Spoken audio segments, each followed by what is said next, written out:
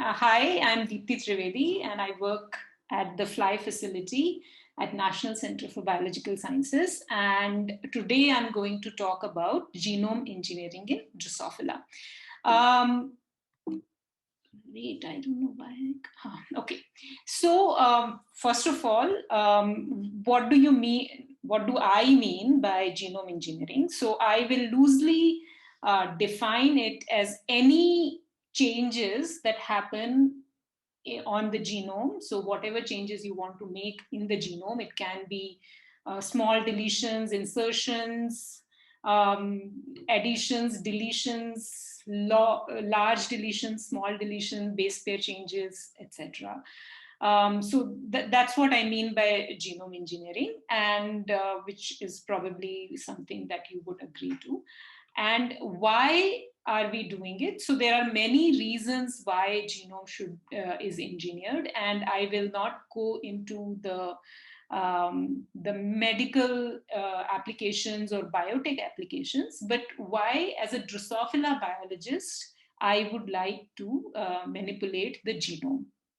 And as we have over this week discussed, that many of our experiments are done in wild type flies, but at the same time, we want to know the genetic basis of different things, different processes, different phenomena, physiological pathways, biochemical pathways, and so on. So for that, Drosophila makes a good model organism to manipulate the genome and then ask a question that if you do this to a gene, what happens, and whether as Abhijit also was saying, that if you want to see a gene, whether it interacts with the other gene or they are in the same pathway, you can do these kind of genetic interaction studies to figure out an entire genetic pathway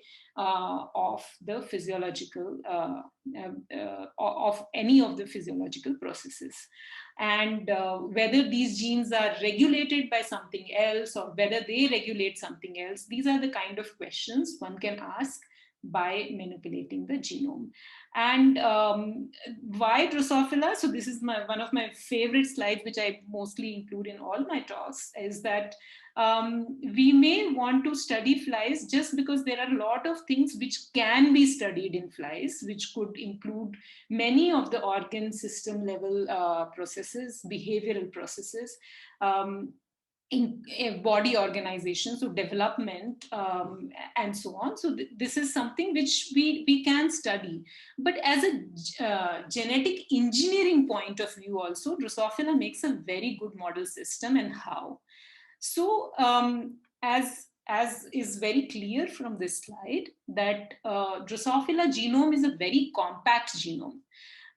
So our genome is not compact, right? Humans have a large genome, which means, which is good for us, because which means that all the insults that we face from the environment, which can be either constantly the sun rays are falling on us, or we are eating or drinking things, or getting exposed to things which can mutate our genome, we are able to tolerate that very well, just because our genome is there are so many millions of bases in our genome that most likely, if there is an insult, if there is a base pair change, it's not going to have much impact on us because it's probably not in a gene. Drosophila genome being compact, so here, as you can see, that Drosophila genome is 23 times lesser in bases as compared to humans. So what it means is that if you were to create a mutation or bombard the flies with X-rays or ethyl methyl sulfonate, as somebody was also talking about, I think Abhijit, is that it has much likely chance of affecting the genome and causing a defect in a gene. There is a much higher chance.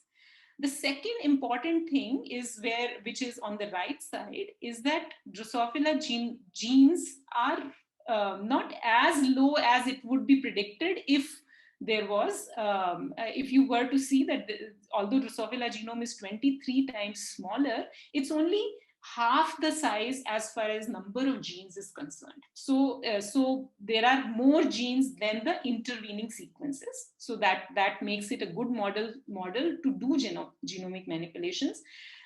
Also, there is very less redundancy as compared to humans. What I mean by that is that if in humans there are 3 or 4 genes doing one kind of function, which is very good for us, that if there is one mutation, the other gene can actually take care or take care of that role. In flies, there is not so much of redundancy. So what happens is that there is usually one gene for one function. So as a genome engineer, we can actually mutate that gene, and we already see a phenotype which may not be seen in a higher organism like mice. So when you use mice as a model organism, there are usually very many redundant genes, and you need to mutate all of them to be able to see a phenotype, which you are able to see in flies much easily. Yeah. So, so what do you want to achieve by genome engineering in this case? Is either we want to Hello. yes, yeah. Dipti, a little unrelated question, but how do you predict the total number of genes?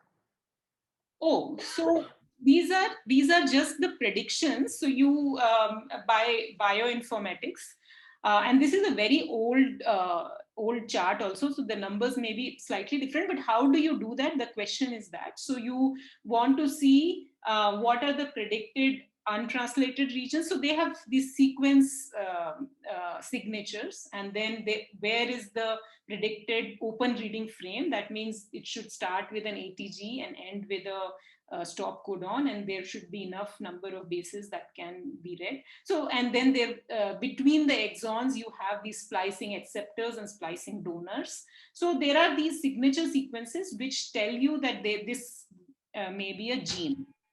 So that's how you predict.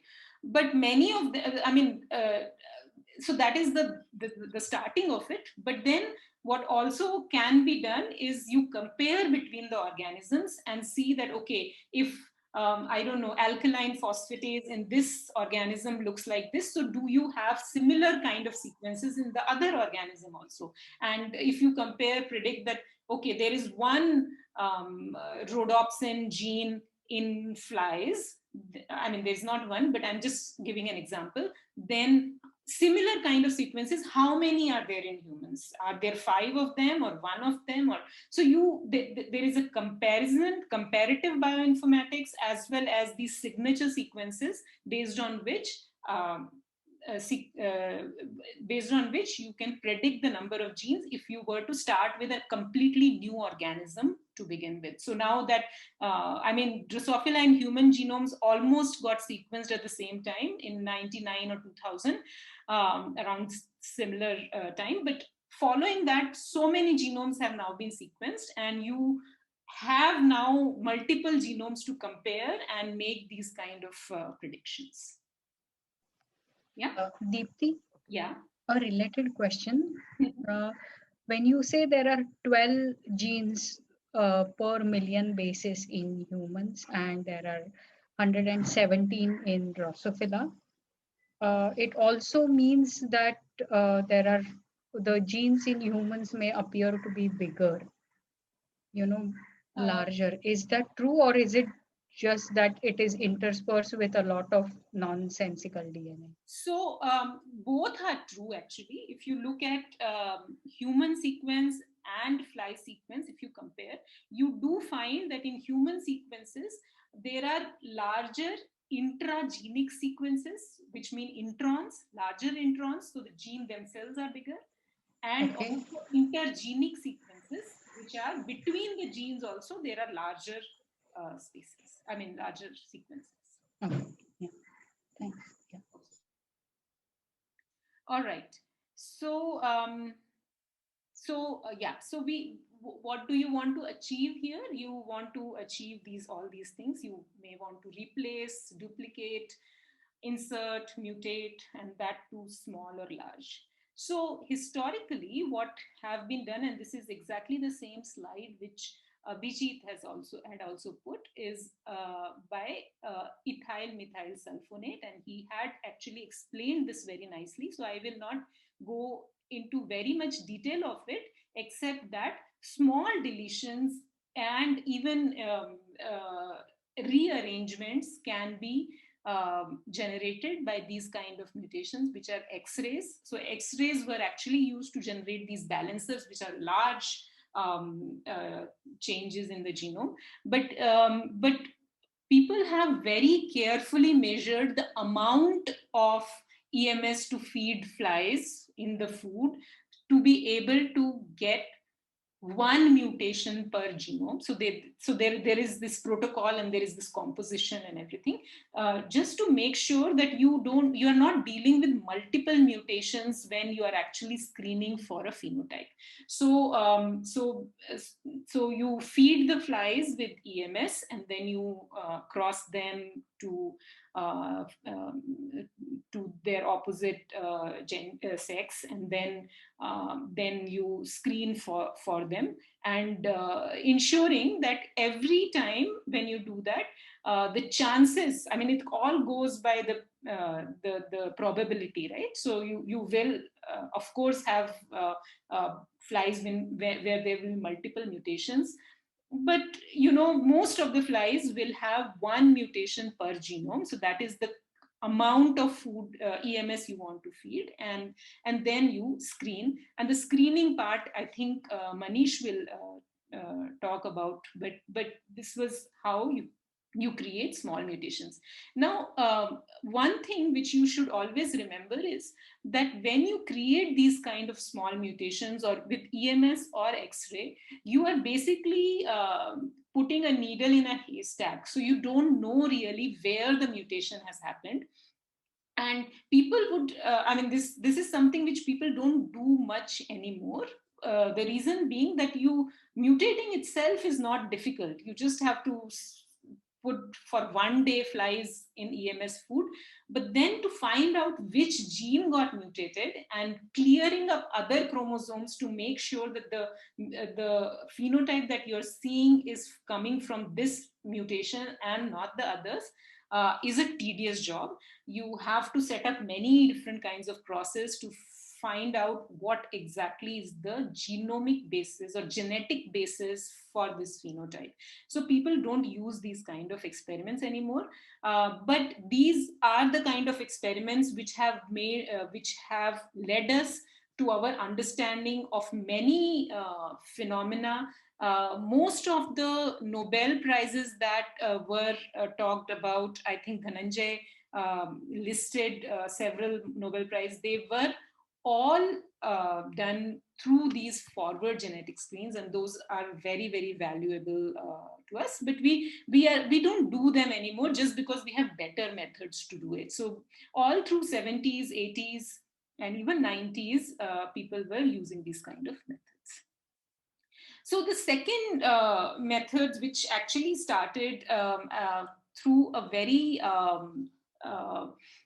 these are naturally occurring things, right? P elements. So these are transposons, which are known in many organisms, and these are called jumping genes, and they jump and have a big role to play in evolution of different organisms, because they can jump around and change the genetics of an organism, create mutations, and so on. These were actually used to create mutants, and the advantage of them is that because it's a big chunk of DNA, you can actually figure out where it has landed by different methods. So there are some methods, molecular methods, such as plasmid rescue or inverse PCRs, by which you can actually find out where the P element has landed. So what do you need for this? This is an example. So basically what you need is a P element which does not have a transposase source. So P element is able to jump around because it has an enzyme which is called transposase, which helps it to move. Now you need to create a P element which does not have its own transposase. Okay, and then using another chromosome. So you basically mate flies which have one fly which has the transposase for this P element and one which has the P element but no transposase. You cross them together, and then because this enzyme will actually activate the P element, which will then hop, and then it can go anywhere in the genome. And if it has gone to a place where there was a gene, and as I just mentioned, there is a high chance of that happening, as compared to other higher organism genomes, you will get several different kinds of flies with different kinds of mutations, and these can be then tested. So this is a cross which you would do. So let's say the P element is on X chromosome, right? So these are the virgins of. So are you able to see my pointer? Yes, ma'am. Yes. Yeah. Okay, great. So this is on X chromosome, as you can see. Just a minute. Do you also see a record? Is it recording? Do you know? Yeah, I think yes. yeah. Yes, Okay. Okay, just wanted to make sure because I couldn't record the first one. I forgot. Okay, great. So this is on X chromosome, and you have crossed it with a male which has this something called delta 2,3, which is a transposase source. Okay, so there are markers here. You can see there's a stubble marker here, and there is a TM6B stubby here. Okay, so the transposase presence is marked by stubble bristles, and on the other chromosome is a balancer tubby. So what you do then is these two will come together. So you'll take the males. So you have the P element over Y plus over plus, and then delta 2,3 over stubble. So you take the flies which are stubble positive, and now you will cross it with a balancer. Okay, so now if you are crossing with this FM7 balancer, you will get these flies which have actually moved. So delta P means it has moved from its position and gone somewhere else, and you can create stalks like that. So you can do similar kind of thing on second chromosome. So you have a P element on second chromosome, which also you can hop and create stalks, or you can do it on third chromosome. So you can basically generate any kind of these transpositions, and then see the role if it has any effect, or whatever kind of phenotypes you're looking for. You're looking for I don't know, insulin signaling, as we were discussing yesterday, or you are looking for development, or whatever phenotype you're interested in. Okay, so now the question is that what do you want to be? Yeah, somebody could you go through that a little slower? I couldn't get that. Okay, yeah. So here is a fly which already has a P element. Now, how to put that P element in this fly is something I'll discuss in a bit. Okay, so imagine you have a fly which already has a P element in it, and what should be there in the P element also I'll discuss in a bit. But let's say you have a P element which has some marker so that you can follow the P element, whether it's present in the fly or absent in the fly. You start from there, and then you are crossing it with a fly which has a transposase source. So with this fly stalk will have the P element always at its position. It will not move. It will not hop around. This fly has a transposase but no P element, so it will also be behave like wild type. So transposase will be produced in this fly but will not do anything. But now you're bringing the P element and the transposase source together by setting up this cross. And the way you are doing it is, so P element over P element, so it doesn't matter, you can actually take the males. And here you are picking up only stubble flies, because stubby flies will not have the transposase source. So you don't pick this, you pick this. So in this male, you will have the transposase source and the P element, which will lead to hopping of this this P element. So it will come out and then it will keep going in the genome. It can go anywhere. So as I just showed it here, so once it's active P element, it can actually come out and then go anywhere in the genome. So that's what it will do. Okay, and then now that you have this fly, you want to cross it with something and remove this transposase in every single line crosses. So you set up many crosses, and these ones you will basically all the male progeny that is coming here, you will take each single male and cross it with these virgins. So here you will take only single male. You don't want several kinds of males, just because every individual fly would have a different event happening inside, right? So you cross it with these females, and then you stabilize it. So you basically don't want this time a stubble. Once you have removed the stubble, now this P element, wherever it has inserted, will stay put there. Also, the way to know, so now these P element will have some markers. So there will be flies which do not have P element anywhere. So it has hopped out but not hopped in. Those flies you will be able to differentiate, because now you will not have the marker. There will also be flies where nothing has happened, so you will have to find that out as well.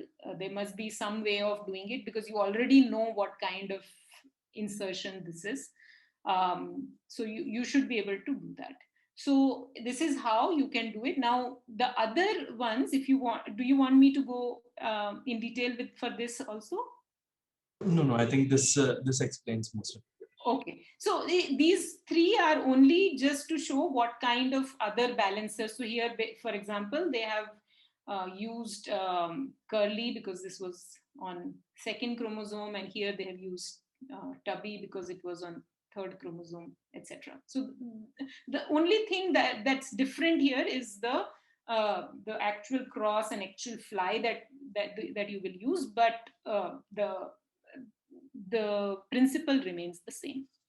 Okay, so what should be the characters of this insertion element? So it should be able to hop in the genome. So to be I have one doubt. Can you hear me? Yes. Yeah, so I have one doubt. So when the RNAi lines are generated with the P element based methods, so how do they ensure that the P element is inserted in the gene of our interest? Like, how is that process? How does that happen? And I had one more question. So we have these trip lines which are generated based on the at P at B based methods, right? So are they more superior compared to the P element? Yeah. So the first question was that how to ensure that a P element enters the gene of your interest. Now, if you are interested in RNAi based, RNAi lines, then you actually don't need it to be in the gene of your interest, because it's an RNAi, it can be anywhere. The idea for RNAi is to actually produce that RNAi, and then it will go to the gene of your interest and suppress it by its own method. If you want to insert a P element specifically in the gene of your interest, then you will have to do it by homologous recombination, and that is something I'll discuss in a bit. Also, the second thing you said was at P recombination, that is certainly superior as compared to P element.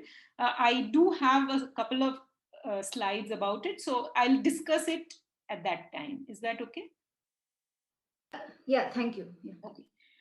So let's go back to this P element. So the idea is that it should be able to hop in the genome, but it should not have its own transposase source, so that it can also be stabilized. So it should be stable once it is transposed. And then the other thing is that it should have a marker to check the presence in the genome. So mostly if you want a P element, it should have a mutation in the, let's say, white gene, because here I have put a white marker which makes the eye color red. So you should have a marker that is the fly itself should be white-eyed, and then if the P element is present, it should have red eyes, and it should have the natural P elements ends which are important for this transposition. So this is the basic requirement. However, you can have, for example, that we were discussing enhancer traps, for example. I had a question, ma'am. Yeah, in this slide, is this the basic of mini white system, or is this what white marker you have used for P element transposition? So is this the basis of mini white system? Yes, yes. So basically, or is it something else? No. So I just gave it as an example. Mostly people use mini white because it's smaller. So it is better to use a smaller DNA to be inserted, right? So that's why people use mini white, because white gene itself is very big. So you don't want the entire white gene to be there. So that's why it has been, people use mini white. I'm just saying this as a eye color marker. So usually, you will use mini white only. You will not use the entire white gene. White gene has large introns also. And so it's better to use mini white. But this is just to say that there should be a marker. So it can be something else also, yellow body, for example, or yellow plus. So you use a fly for this transposition, which is actually yellow minus, so it looks yellow, and then you insert a P element, which makes it like wild type brown body, just because it has a yellow plus marker. So there are many possibilities of markers. It doesn't matter which one you use. I have just given an example which tells you that it should have a marker. So in addition to markers, you can actually have other things. So what would this particular thing do is, wherever it inserts, it's going to disrupt. That's the only function it is going to do. So you take this kind of P element, you insert it, and then you transpose, and you will have this hopping everywhere, and then it will basically disrupt, and which is good, because then you can study some phenotype that you're interested in. But you can achieve more than that, achieve more than just the disruption. And this is one example where you can do, for example, if in addition to this white gene or mini white or whatever, you can also add a lag Z.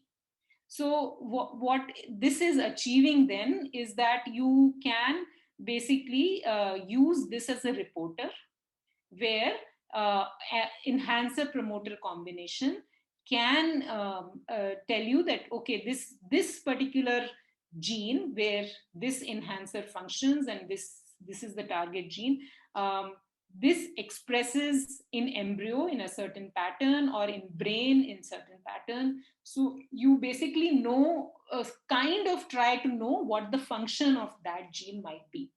So for example, if you created a P element based transposition and you generated maybe 1,000 lines with this kind of situation where you have a lag Z and white, and then you used all these 1,000 flies to do a staining, lag Z staining, and you realize that out of these 1,000 lines, there are 25 lines that have exactly this kind of expression, or exactly this kind of expression, or something which you are interested in. Let's say you are interested in learning and memory, which happens, which is known to happen, or where mushroom bodies in the brain have a role. Then if you see very strong expression, as you can see here in mushroom bodies, you basically have 25 genes which may be of interest to you, which may have role in learning and memory, because they are so highly expressed in mushroom body and not elsewhere in the genome. So this gives you basically a control where you already, just by looking at the expression pattern of the gene, without knowing anything else about the gene, you can actually try to figure out that these are the 25 set of genes that I am interested to look what their function could be, because it is expressed so highly in a particular tissue of my interest, right? So the other thing which this enhancer trap line, if instead of LAC-Z you had a GAL4, which we were discussing in past 2-3 classes now, is that if you had a GAL4 instead of this LAC-Z, you can actually express any gene of your interest in that particular set of cells, which this is expressing.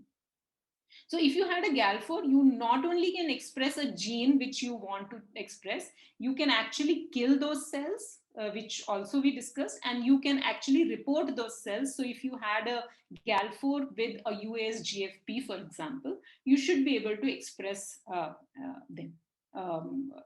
You should be able to know where this gene expresses, which itself is a very good information to have. And this is again the same slide which Vijit had also put, which just to tell you that, you know, it's not just LAC-Z. You can actually, in that P element, you could add anything.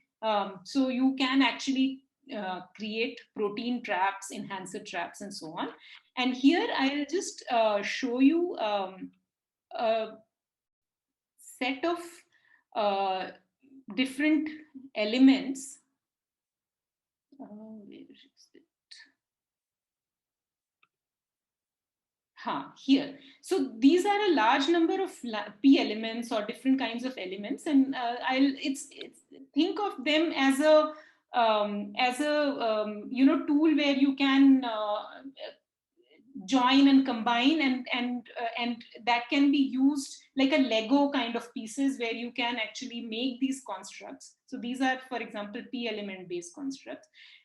You see there is a GAL4. You can add GAL4 so that you can report something else, or you can express or misexpress or overexpress whatever you want to. You can do RNAi if this kind of construct is used. You can also, as I was saying, you can have different markers like yellow or white, right?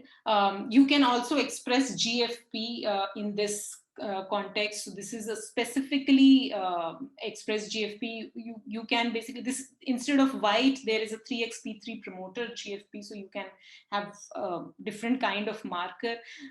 You can also have this as a protein trap kind of thing, where it's not it's a marker. It's not protein trap itself, as in the protein is not fused to this EGFP, but this EGFP will be expressed under the native promoter of a particular protein. So you can actually create different kinds of things. Instead of P element, which are these ones, you can also have different kinds of elements, which are like this one called Minios element or piggyback elements. These are some examples. Which basically are slightly different. So P element themselves are known to not be very random. They actually go and sit in 5' UTRs of different genes. So this was found only empirically, that, you know, P elements usually go and they are not completely impartial or agnostic to the to where they hop and sit. But Minios elements are supposed to be a bit more random. And so there are a large number of these kind of flies as well, these MIET and mimic lines, which actually are much more randomly sitting. So also, if you notice, these mimic lines also have these ACT-P sites on both the sides. So they can actually be used for ACT-P, ACT-B based recombination, and which I will also discuss in a little bit. So LAC-Z, I mean, there are several different kinds of these elements, and many of these flies are available. You can also have addition of insulators, for example. So this suppressor of hairy wings is an insulator, which also basically would allow the regions in the genome to be completely insulated from any other influence.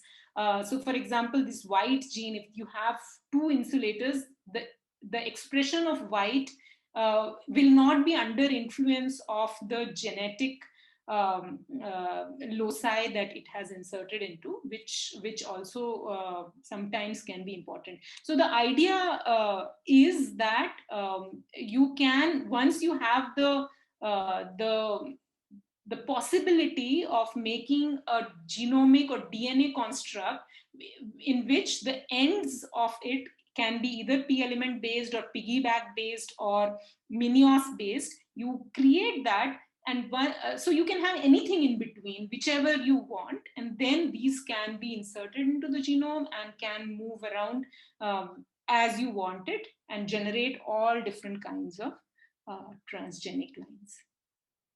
Right? So you can also create these UAS GAL4 system where GAL4 can be enhancer driven, but you can actually create transgenics which are UAS with anything you want. You can have gene of interest, you can have RNAi, you can have just a reporter like GFP or so on.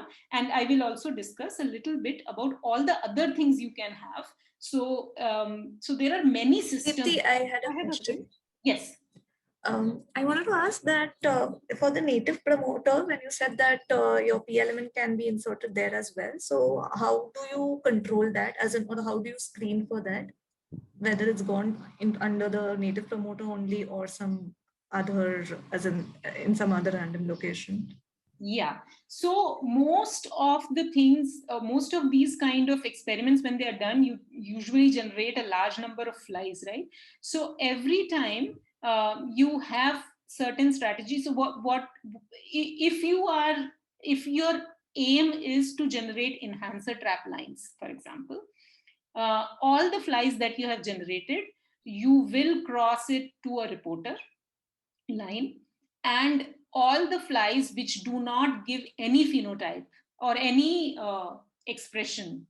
Let's say if you were to use UAS LAG-Z and cross it with all your GAL4 lines that you have generated, and then you do LAG-Z staining, all the flies that do not give any pattern of staining, does not give any staining, you just discard them. So that's why it is a random. It's not a very specific.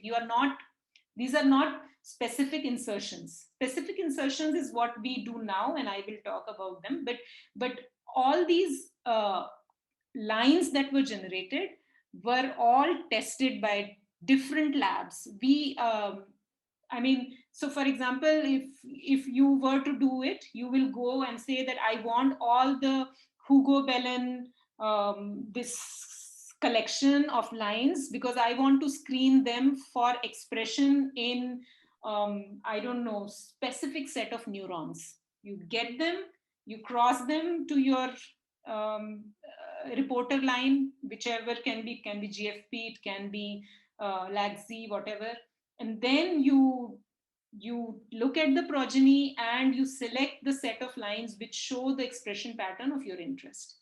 The bigger labs who are basically generating these lines would not be so specific as you or I would be. We will have certain questions to ask, but they are more interested to see if they have any expression pattern. And lines which do not have any expression pattern will be discarded, and the set of lines which have expression patterns of different kinds, they will be segregated into their specific types of flies. So then you can say that this collection has lines which 150 of them express in eyes, and that many express in antennae, and so on. So you will have that collection. So this is how all these large scale lines have been created, if they are of a specific type. So yeah, I mean, was that what you were asking, or? Yeah, more so, but I was mostly about the native promoter as to how do you make sure that it's gone under that particular promoter, or it will not go into a particular promoter. What I'm saying is it will randomly insert, and it will have expression pattern only if it has gone under a promoter and the promoter has an influence on it.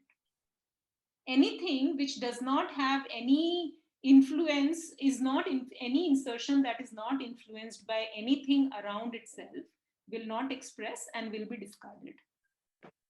So I have another question. Yeah. How is it this piggyback elements and the other, how is this piggyback element different from the other elements? In what sense it is, it could be used in screening flies? Yeah. So all these elements have some advantages and disadvantages. So piggybacks are known to be able to take much larger chunk of DNA in between the two as compared to the P elements. So you remember P elements, we were just because the white gene itself is so big, we didn't want the white gene, and that's why we use the mini white. And then also there are these kind of things that P element always inserts itself very close to 5' UTR. So there are these kind of things which you get to know while doing the experiments. Piggybacks actually allow for larger DNA pieces, even large genomic chunk of pieces. And that's why you can actually, so many of these transgenome lines. So these are lines which have genomic chunk of pieces, can be up to 100 kb actually. They can also be inserted into these piggyback elements and can be inserted into it, into the genome. So that's one advantage of piggyback. I am not very sure whether there is any specific I mean, if they are very specifically inserted in certain regions, but I can check that if there is anything like that. But definitely the size is a big thing about piggyback. So all the bigger genomic pieces are inserted in piggybacks. Also, there is one more advantage to piggyback is that it's what is the term? Scarless. Yeah, so it can be removed scarlessly. What I mean by that is that when P elements are removed, or any other elements are removed, when they are hopping out, there is a possibility, especially in P elements, that that certain amount of genomic region also gets removed, and so you can actually, which can be used as an advantage by basically, if you do this P element hopping, you will get large number of flies, and you screen which for the flies which got a big deletion or small deletion, you are interested in it. Piggybacks are the elements, so there is a genomic sequence TTAA. If it starts and ends with TTAA, and if you want to hop out piggyback, it will very scarlessly remove it. So you will not have any residual bases there, which can be an advantage because you can then do a kind of rescue experiment by just hopping the piggyback and saying that, okay, if piggyback is there, this is the phenotype. If you remove piggyback scarlessly, that phenotype disappears. That means it's caused by this piggyback and not because of any other mutation in the genome. Okay, thank you. All right. Yeah. Deepti, just one question. Yeah. The mimic lines are same as the minios which you spoke about. Are they the same? Okay. Yes. So mimic lines and MIET1 lines. There are these two lines which are based on minios elements. And so far, minios elements are the only ones, and that's why I'm not sure about piggyback. But minios elements, their speciality is that they will insert anywhere. So they don't have any specific choice of place where they insert. So both are minios based, mimic lines as well as MIET1 lines. The difference between MIET1 lines and minios and mimic lines is that MIET1 lines have a GFP, which is expressed under a PAX6 promoter. There is a GFP, so you will always have GFP expression in the eyes of flies which are MIET1. But mimic lines, on the other hand, have a GFP which is under no promoter. So if it has inserted in the right place, then, and if there is a promoter and an enhancer that can directly impact it, then only the GFP will be expressed. So this GFP then can be used as a marker for the cells in which that particular gene where the mimic line has inserted is active. But MIET1 line, GFP is always expressed in eyes, only in eyes, because it's PAX6 promoter. Got it. Thank you. Okay.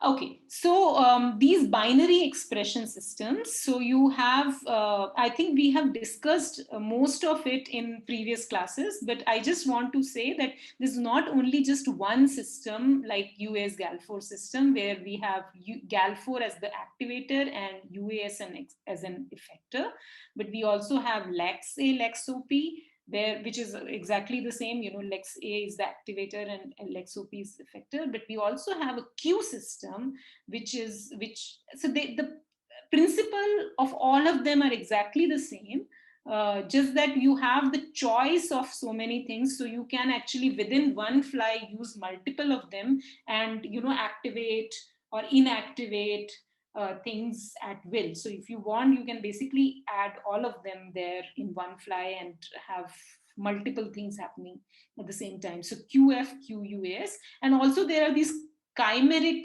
transactivators where the effector here, the effector is UAS, so the effector part of the transactivator is the GAL4, but part of this GAL4 is removed and QF is added such that the suppressor for this is QS. So you have these multiple, chimeric things also happening. So you can actually do many things using this.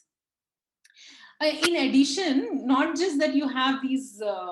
One second. Can you just explain a little bit more about the Q system? So this is exactly the same, just the way how UAS GAL4 system works. You have enhancer with a QF, and then you have QUAS and the gene of interest. And so QF will be expressed under the enhancer, will go bind to QUAS, and whatever is expressed, whatever gene is under this will be expressed. So it is in principle exactly just the protein is different and the sequence is different.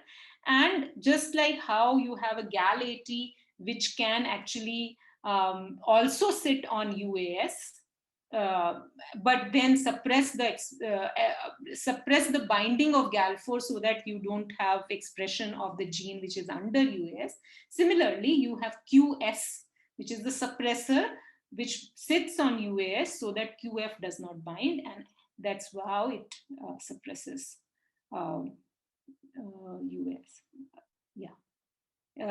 This suppresses the gene that is under it. So the system remains the same. The only thing is that when you are actually making these flies, you can decide which construct to use and which how to use it. So you can basically choose.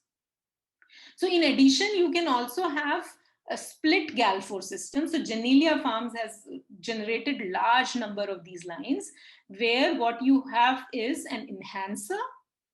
So where you have two GAL4 split into two. So one is the activating domain, which is actually involved in the activation.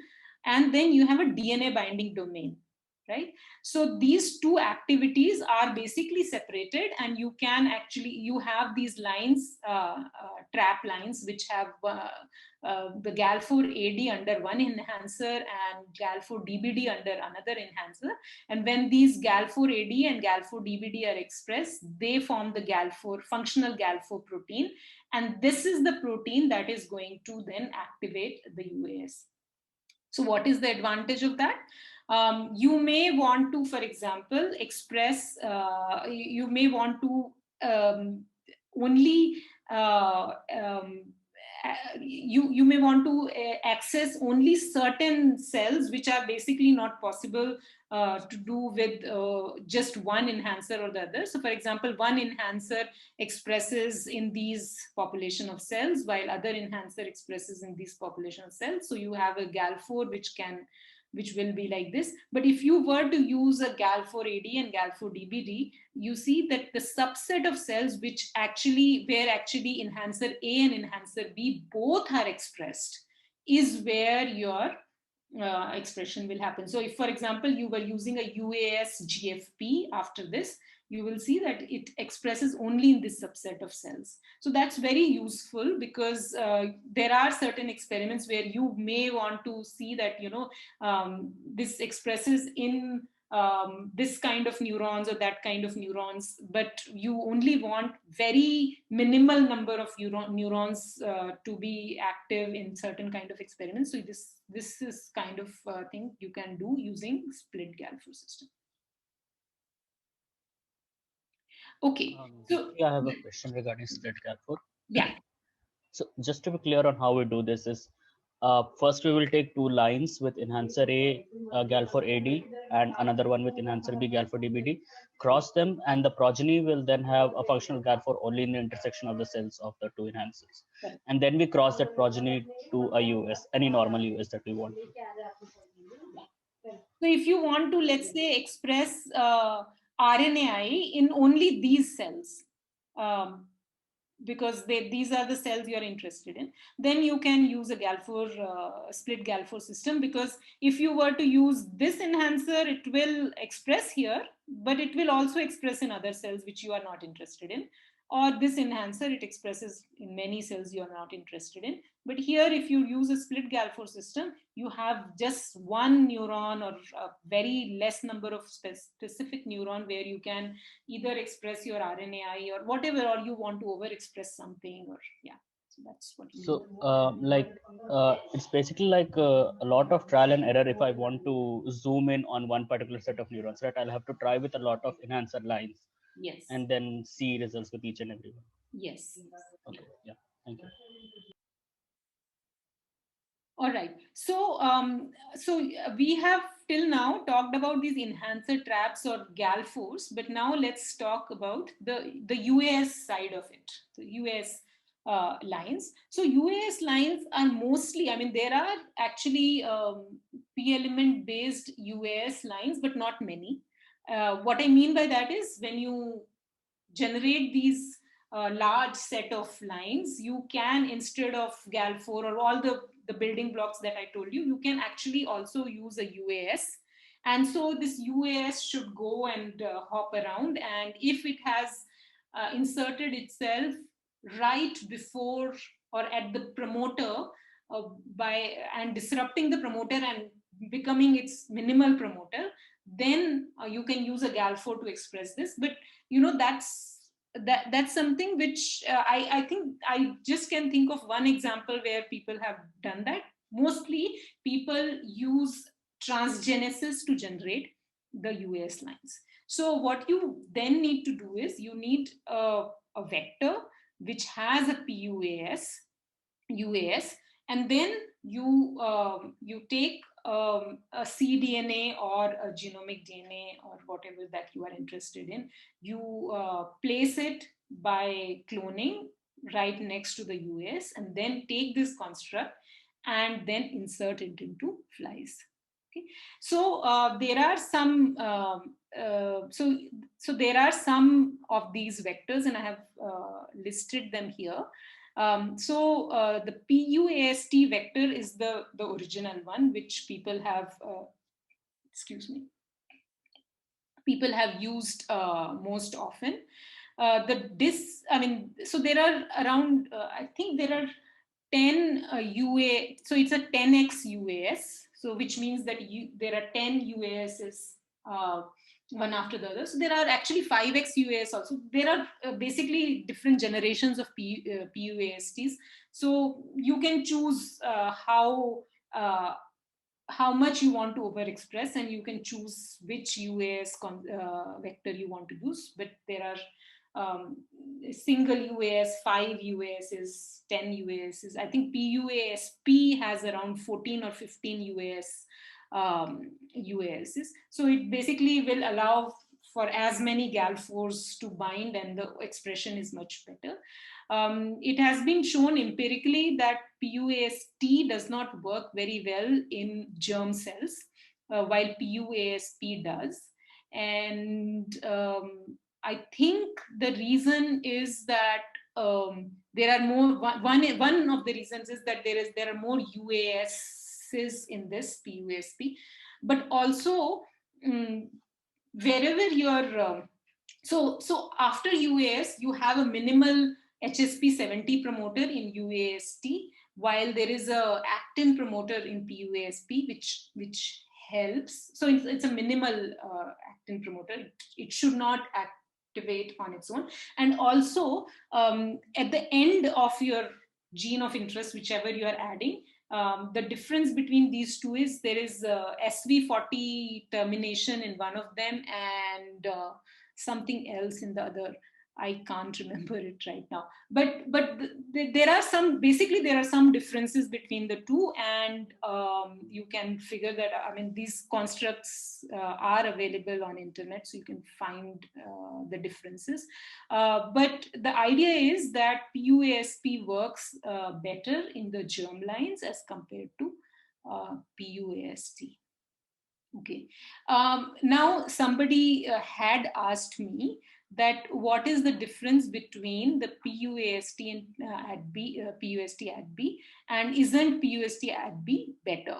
So it basically depends on your experiment, but if you don't have any choice, I would actually, if there is no very compelling reason to use PUAST, I would always recommend that you use PUST at B. The reason is that when you use a P-element based insertion, as you know, it will randomly insert itself, and because it's P-element based, it will randomly insert itself somewhere, and you will screen for it and you'll find it and you will start using it. Now the point is that the expression of UAS, although it should only be dependent on GAL4, it does depend on the environment or in the genomic locus it has found itself in. If it is in a heterochromatic region or highly active region, you will see difference, which is actually seen very well by, if you look at the mini white itself. So mini white itself should have a certain eye color, but when you are doing this P-element based insertions in the genome, you're making these transgenics, you will find that all the positive transgenes that you have recovered from this experiment, they range in their eye colors. And that is precisely because the eye color is as an indication that, you know, where it has inserted itself and how active that locus is. Also, this will also translate into whatever you want to overexpress, how highly or low level of expression it will have, right? And if you are doing an experiment where you want to compare one UAS line with the other UAS line, that would be hard to compare because it is possible that one line expresses very highly as compared to the other line. So if you were to, for example, generate different mutant version of the same gene and check what phenotype does it have, you may face problems because not just because of the mutation itself that you are looking at, but also because there might be differences in the level of expression itself. So you will have to standardize that, and you will have to screen several of these PUS lines to be able to find correct matches of levels of expression. So a lot of standardizing will be required. PUSD at B, on the other hand, is a site-specific recombination. So what I mean by that is that you already have these flies which have, again, by P-element based insertions, they have been created and they have an at P site on them. So, so you will have, we have several of these lines.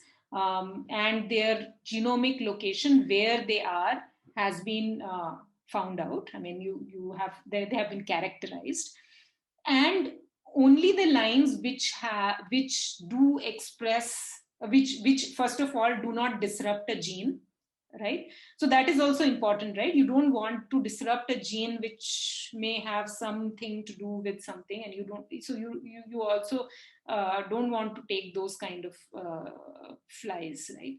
So these kind of flies, you already have a set of 20 or 30 lines where the ATP locus location is characterized, and also we know that it does not disrupt any gene which can have some role, or any gene, let's say. There are some lines which do disrupt genes, but you can choose, basically you have a choice. And then if you were to compare different transgenes, you can actually use the same locus to express all your transgenes, and this is the way you can actually compare. So making the transgenic wise, also this process is much more simpler, because there is a ATP-ATB based recombination, which also so there is already, if you have a 5C31 integrase, there is already this process in which, I mean, you get much higher level of transgenics which are easy to screen, and once you have got maybe 2-3 transgenic, we can just stop making more for the same construct, because you know that each and every of these 3 times or 5 times or whatever, it has done exactly the same thing. So you basically need only one. You're just making 2-3 just to be sure. In case of P element based transgenesis, on the other hand, you want to take many of these, because you want finally to screen all of them to see what is the level of expression and choose the right one. Also, you may want to map them, whether they have landed on X chromosome, 2nd chromosome, 3rd chromosome, 4th chromosome. So all that needs to be done for the P element. Yeah, Nidhi? You want to ask something? No, ma'am. No, ma'am. Okay, great. Right. Ma'am, I had a question. Yeah. So generally when we are getting lines to do an experiment, so would you suggest we get lines which have been made based on the ATP-B technique as opposed to the P element based insertion? Like, would you what would you recommend? Yes, I would definitely recommend ATP-ATB based, just because it's much better. I mean, you have much more control over it. You know exactly where it has inserted. Now, it is not to say that you can't find out where your other P element based construct has inserted, but many a times you want to compare things, and it becomes easier if you use ATP-ATB. Now, having said that, there are times when you actually want P element based constructs, just because you, for example, let's say this one, right? This fly, which is ATP fly. If you wanted to generate this ATP fly or any of these large scale constructs, you want it to be randomly inserting, because that's your experiment, that you want it to randomly insert somewhere. But if you want a transgenic which you want to compare, you already know this is the gene you are working on, you want to have control over it, it is always better to do a 5C31 based integration. Thank you. So it also means that the off-target effects that we might see might be reduced with this system, right? Absolutely. So by off-target, you mean on-target, right? I mean, what do you mean by off-target? No, when we generally look at the RNAi lines information, so there they write as off-target present or something like that, like when we look at the fly information. So yeah, so off-target has nothing to do with this, actually. So off-target will depend on, for RNAis, it will depend on the sequence itself. So if you have that sequence, let's say there is a sequence, the short hairpin sequence, or the whatever sequence you have chosen from the gene of your interest, which you think will make a good RNAi against the gene of your interest.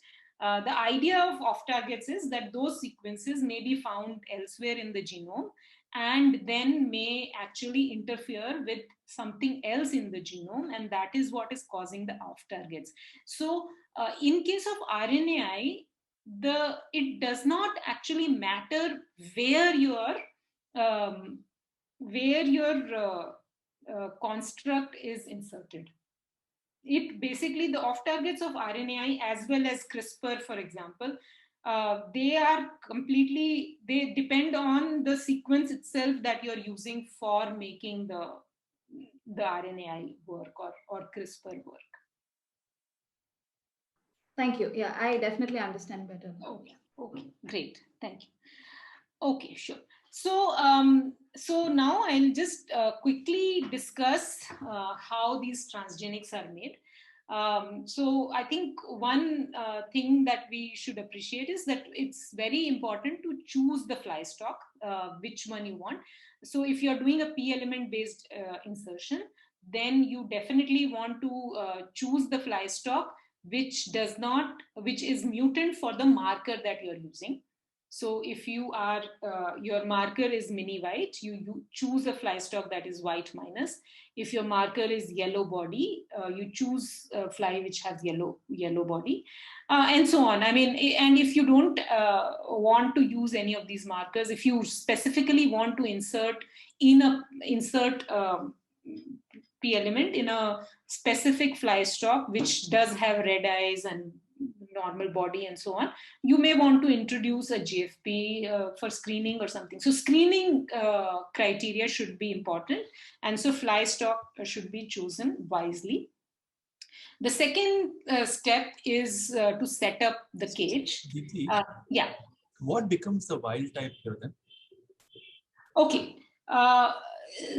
What becomes the wild type in these sort of scenarios, because you're starting off with already a mutant of some sort, then you're adding your own marker in, right? Yeah. The control and the wild type becomes a little more tricky to define here, right? Right. That's a very important point, Dinesh. So so when you're making transgenics, you will be using a mutant. So now, once you have made that, and there is no way of going round about it, you will have to do that unless you are using GFP, but then you are also adding GFP.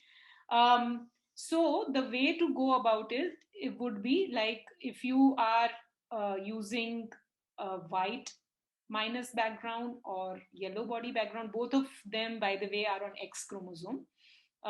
You can decide to, once your transgenic is made, you can decide to change that background if required, or you can decide to use the injection stock as your control. So either of them are done as a perfectly legitimate way of working around it. So people use their injection stocks also for their control. So whatever that could be, or they can isogenize it. So that is a slightly longer process, but you can do that. Which isogenization would also mean that you can remove the mutation that you started with. So yeah, that's how.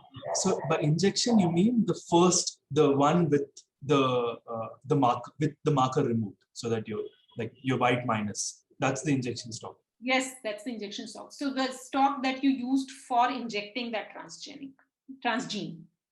Makes sense. Yeah. So setting up cages is exactly how Jishi had described yesterday, where you keep the flies in the vials the previous night. Then you move them to the cages, and he was using apple juice plates, but we use sucrose plates. So this 2% sucrose, 2% agar with some amount of yeast paste. And you discard the first couple of transfers.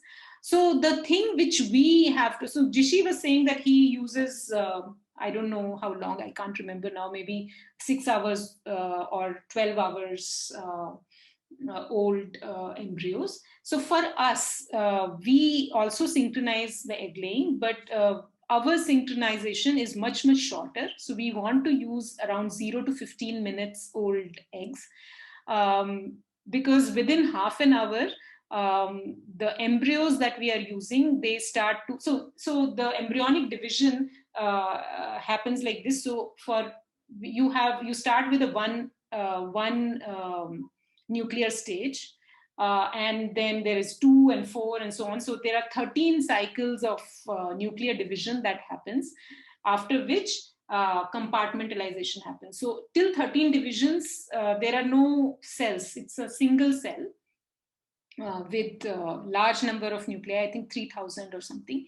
And after which the nuclei move towards the periphery, and then the compartmentalization happens. So we need to we need to have our embryos which are earlier than that, so that when you inject DNA, the nuclei are open. I mean, they can, so you don't have to go through 2 levels of, and you can't basically, you basically want the embryo to be susceptible for this DNA.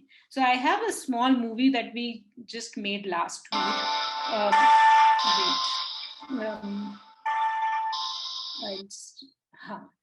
So you can see this, right?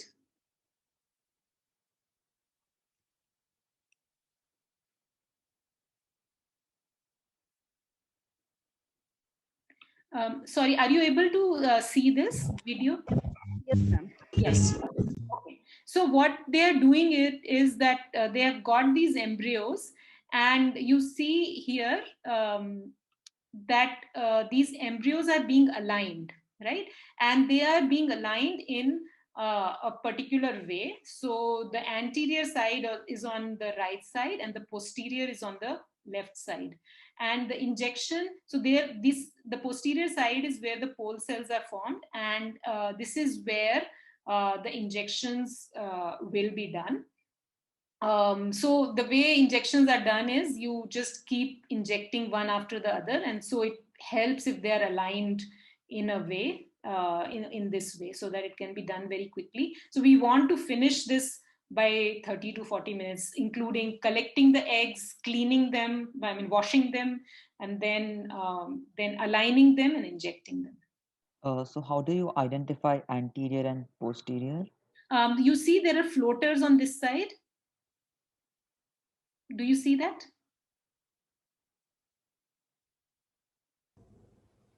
Hello? No, not. Okay, so So clear. there are these small white things here on this side. So this is the embryo, and on the right side you see these 2 white things coming out.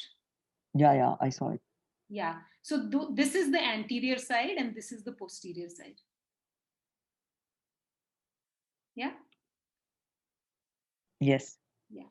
So then we use a double-sided tape to just collect these embryos. So just press it. So this is, wait.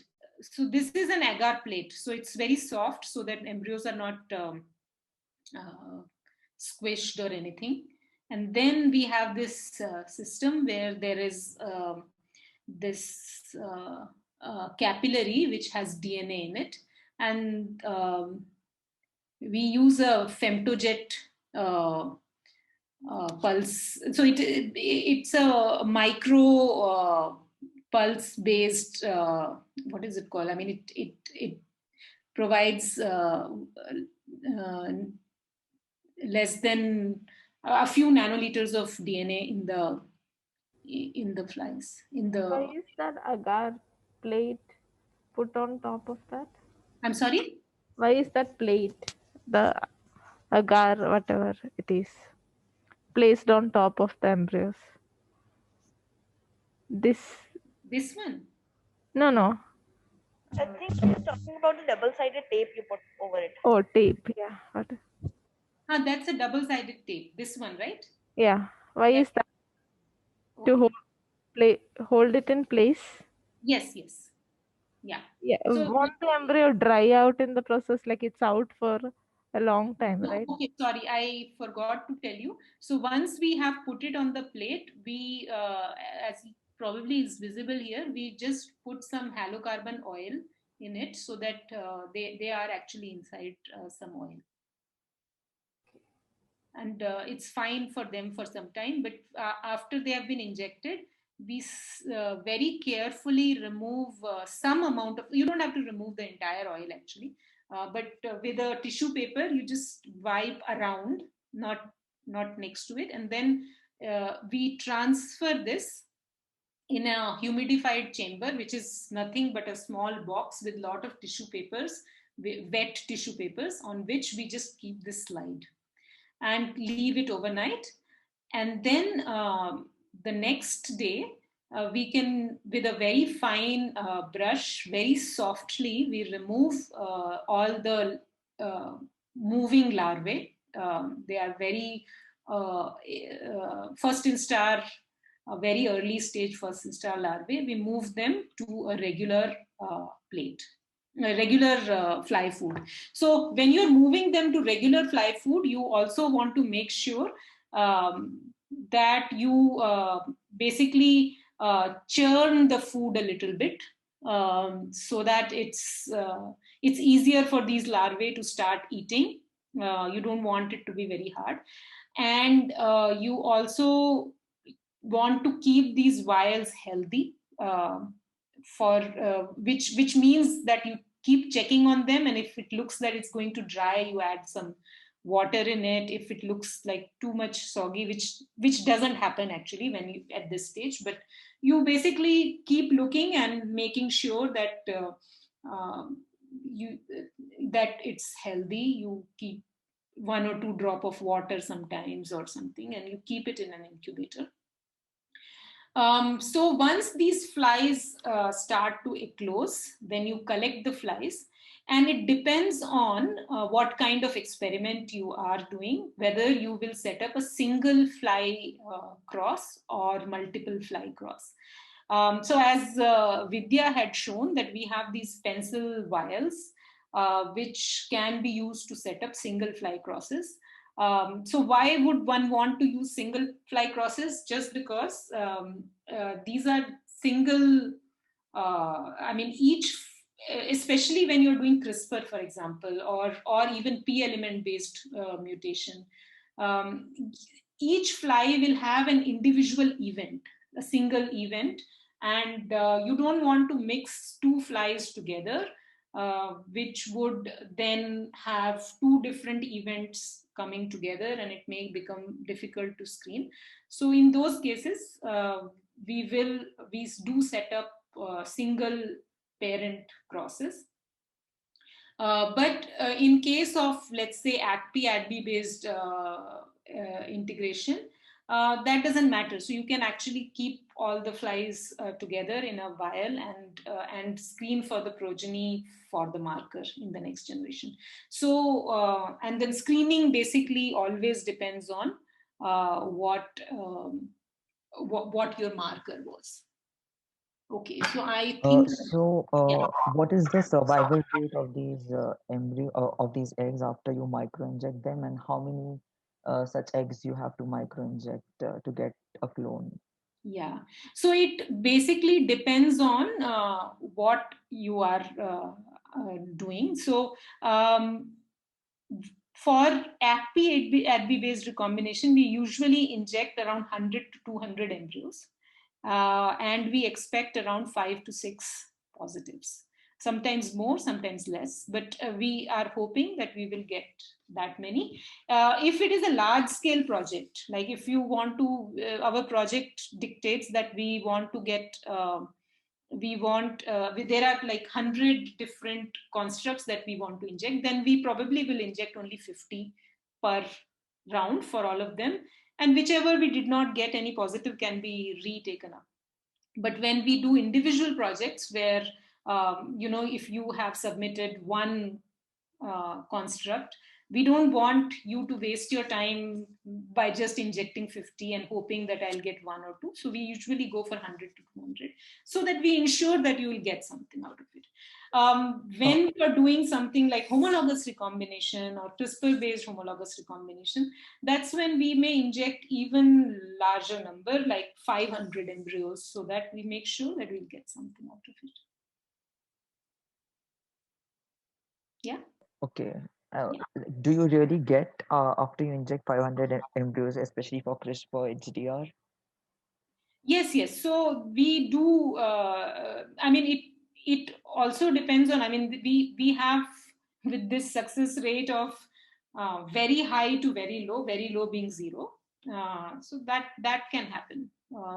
So many of our HDRs, which depend on, let's say, DS-RED based screening, are very easy to score. So we do not mind doing that much kind of injections, because then we will be screening just by fluorescence, presence of fluorescence. But then there are other cases where the homologous recombination is by PCR and sequencing. That can get tricky. Sometimes we will get something within first 10, 20 flies. But our worst one has been that we have screened 900 flies to get 1.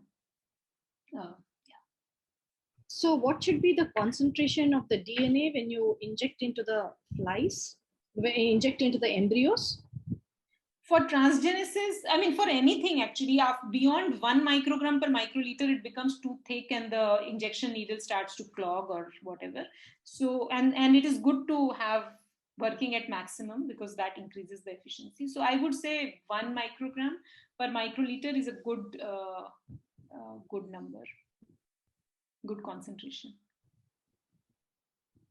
Is the food composition separate for these larvae which you pick and put in the food while? Yeah, so we usually use our jaggery medium for this, just because it's much more richer and nicer. But sometimes if we don't have it, we also use regular food. That is fine. It's just that survivability somehow seems to be better with jaggery food. Thank you. Okay.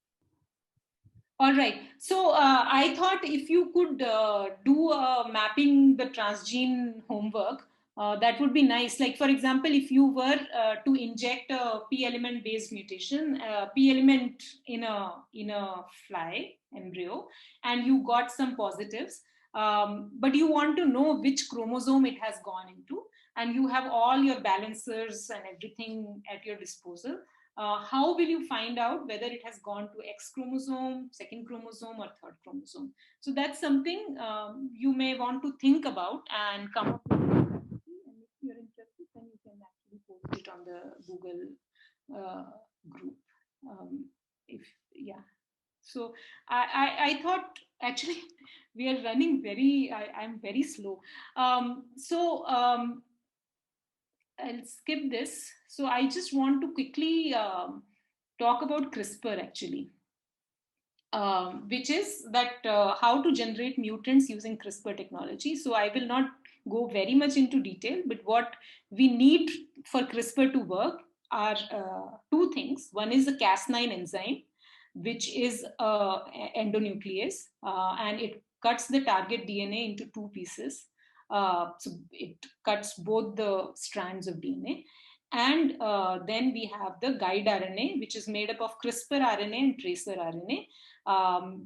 CRISPR RNA has a small sequence, which is a gene-specific sequence. It's around 19 to 20 bases, based on which the DNA, when there is a complete or almost complete complementary binding, then only this sequence is going to get cleaved. So you can basically achieve, once the sequence is cleaved, that is the only function of the CRISPR-Cas9 system, after which the cell itself is going to respond to it, and based on the situation of the cell and what are its environmental, this intracellular environment is. Based on that, it is going to take a decision whether it's going to go for non-homologous end joining, which will lead to gene disruption, which may lead to gene disruption by small or large insertions or deletions, or it can go to a homology directed repair. In such a situation, you can actually get you can actually add or add something to the, you can insert something to the gene. So you can create all these things of different things, and you can actually do it in a tissue specific manner because of our very famous UAS GAL4 system. So you can have a UAS Cas9, and so all this can be achieved actually in a tissue specific manner. So I will very quickly tell you how to design a CRISPR experiment. So let me open this file. Can you see this sequence file? Yep. Yeah. Okay. So this is just a simple thing. What I have shown here is that you have these exons of a gene. So there are 10 exons in this gene. And there is a start codon, which is in the exon 2. And there is a stop codon, which is on the exon 10. And interestingly, in fly genome, it often happens that because, as I said, the genome is compact, this gene actually starts from here to here, or is from here to here, as I have shown exon 1 to exon 10. But then there is another gene which is basically coming in this direction, which is actually covers exon 9 and 10. And this situation happens very often in Drosophila genome, that there are multiple genes which are very close to each other. So if you are to design something in this gene, what are the things that you should keep in mind? So one is that if you want to completely remove this gene, so there are few options. One is that you design a guide RNA in exon 1 and another guide RNA in exon 10. And these two guide RNAs, when designed, will cut the genomic DNA in exon 1 and exon 10. And this middle region may or may not be removed. So let's imagine it is removed in some flies. Because you will have to screen it in some way. So if you're screening for loss of this by PCR, so you're screening for loss of 4,000 bases. So you only screen for flies which have lost this 4,000 bases. And so you will get some flies which have actually deleted a region from here to here. And this is what you have. So you can screen for flies like that by generating this dual guide RNA. Now, the problem with this could be that you have this gene here. So the function of this gene may also be impacted in some cases. So in such a situation, maybe you want to design a guide RNA in exon 8 rather than exon 9 and 10. So you can basically design a guide RNA, two guide RNAs, one in exon 1 and one in exon 8, and remove this whole region, assuming that this exon 9 and 10 will have no role to play in this situation. So that is one option.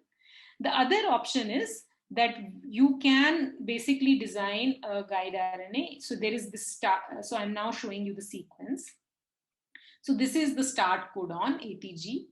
You may design a guide RNA in a sequence here somewhere and hope that, and then you are looking for something, so only one guide RNA, and then you are looking for something which is a frame shift mutation. So after you have designed that guide RNA and expressed that guide RNA, you hope that the Cas9 will cut wherever you have designed the guide RNA. And then when the joining, non-homologous end joining happens, 1 or 2 or 4 or 5 or 7 or 9 bases have, 7 or 8 bases have either being deleted or added, causing a frame shift mutation, and then basically then your entire frame is shifted, and that would help you.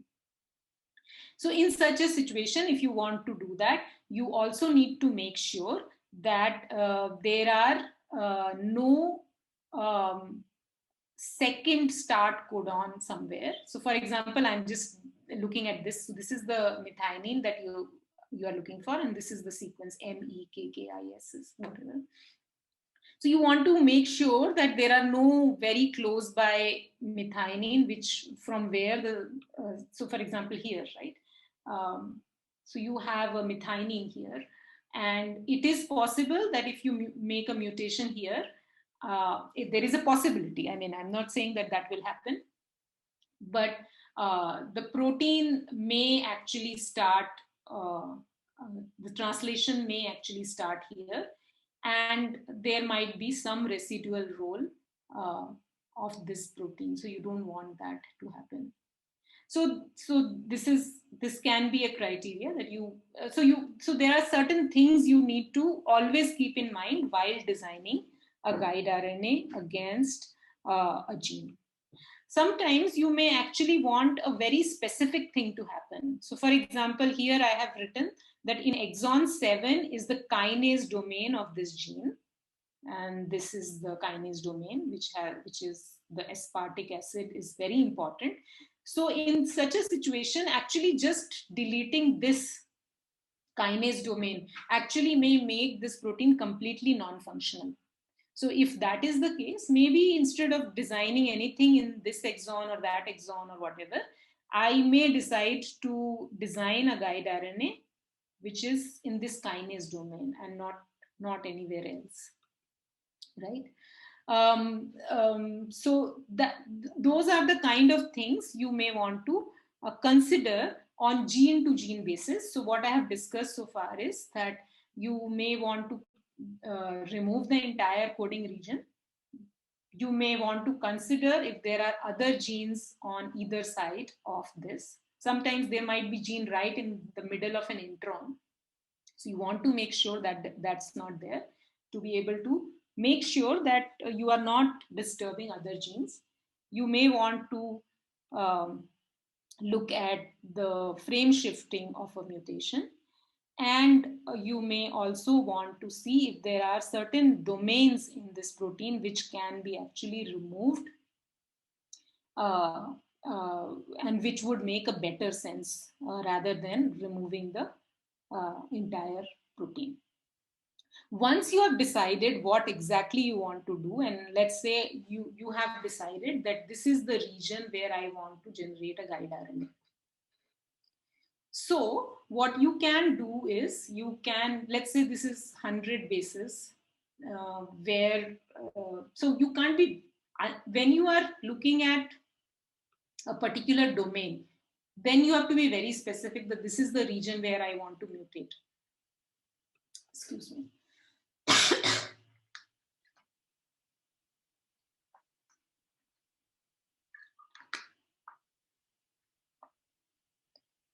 Yeah. How big should be your primer design here in this case to be able to? In case of a particular kinase domain or like that?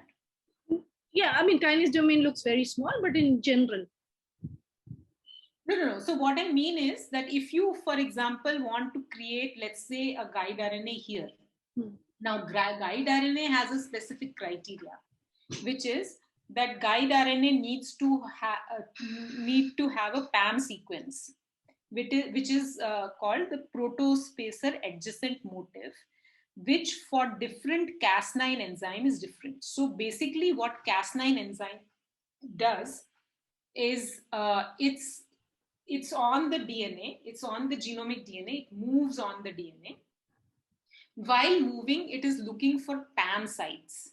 PAM sites for different Cas9 is different, but let's say we are talking about Cas9 enzyme coming from Staphylococcus pyogenes, which is a NGG. So it's always looking for NGG.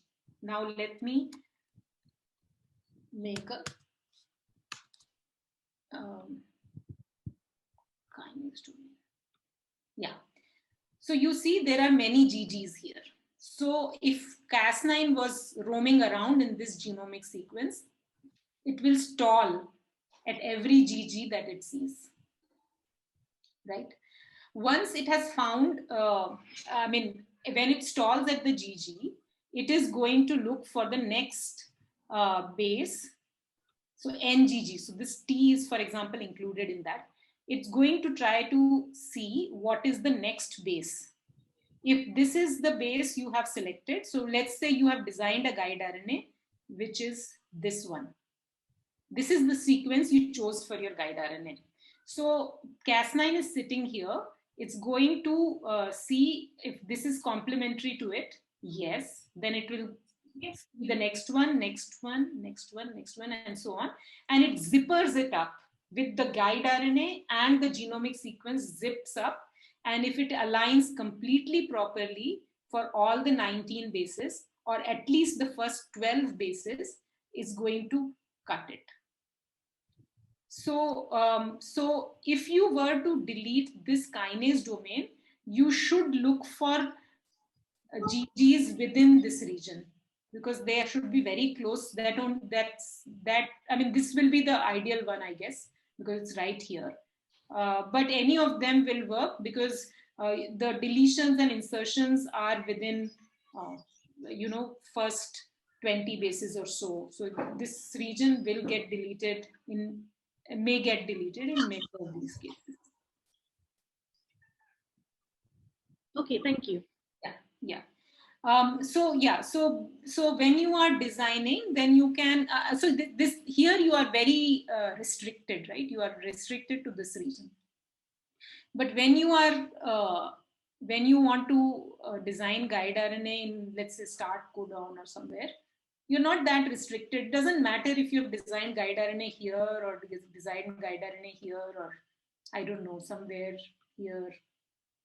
Because in the end, the idea is to get a frame shift. And frame shift, if it happens so even if it is within frame here, but the shift happens here and then the entire protein is shifted, you're fine.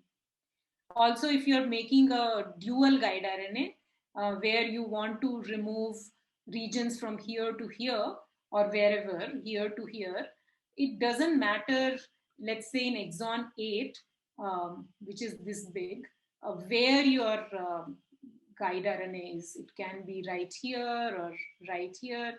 Basically, you are removing around 3 to 4,000 bases. It doesn't matter if you remove 2,900 or 3,100, or, you're removing most of the gene is what is important. So sometimes you have flexibility, while other times you may not have flexibility. Now, how exactly to choose the guide RNA? It shouldn't have off targets. So you want to make sure that this particular sequence is not present elsewhere in genome, if this is what you have chosen as your guide RNA. Also, because it's RNA, and you need for it to transcribe, and you have used some promoter. So your construct has some promoter. Usually we use a U6 promoter, which requires that all your guide RNA should start with a G. So you want to add a G in the very beginning, even if it is not there in the genomic sequence. So in this case, let's say G is already there. But if you were to use some other sequence, let's say this one, and it is starting with an A. So instead of A, you can put a G and it will work. So you can do that. So to make things easier, there are a large number of websites, and I will post them on Google groups. There are a large number of websites where you can basically give the sequence, exon 8 sequence. You just copy and paste it there and ask for a good guide RNA, which would be efficient and active, and it will basically choose something for you, and which will have no off targets and so on. Luckily for Drosophila, we don't have many off targets, just because, as I said, there is very less redundancy. There are less number of genes which have exactly the same function. There are not many duplications, or those kind of things. So you will find it. I mean, I have never struggled to find a region where you have absolutely no guide RNA that you can make, which won't have any off targets. You will definitely find something out.